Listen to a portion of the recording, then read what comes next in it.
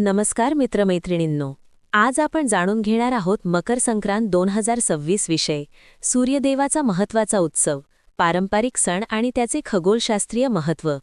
मकर संक्रांत हा भारतातील एक अत्यंत सुंदर आणि उत्साहपूर्ण सण आहे, जो सूर्यदेवाच्या मकर राशीत प्रवेशाच्या दिवशी साजरा केला जातो.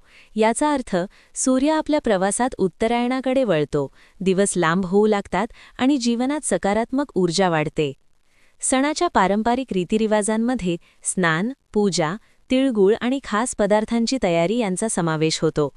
लोक या दिवशी पवित्र नदीत स्नान करून सूर्यदेवाची पूजा करतात, जे आरोग्य, संपत्ती आणि सौख्य मिळवण्यासाठी अत्यंत शुभ मानले जाते. विशेषतः महाराष्ट्र, गुजरात, राजस्थान आणि कर्नाटक या राज्यांमध्ये हा सण मोठ्या उत्साहाने साजरा केला जातो. मकर संक्रांतच्या दिवशी तिळगुळाचे देवाणघेवाण ही एक अत्यंत गोड परंपरा आहे.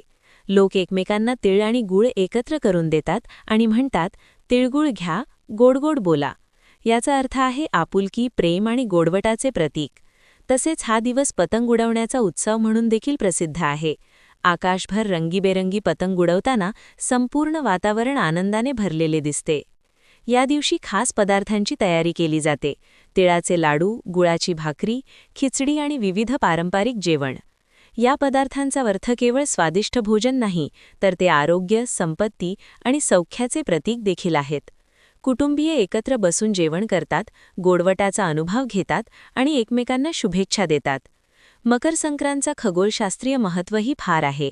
सूर्य मकर राशीत प्रवेश केल्यावर त्याची किरणे पृथ्वीवर उत्तरेकडे जातात, दिवस हळूहळू लांबतात आणि ऊर्जा वाढते. हे निसर्गाच्या चक्राचे प्रतीक आहे.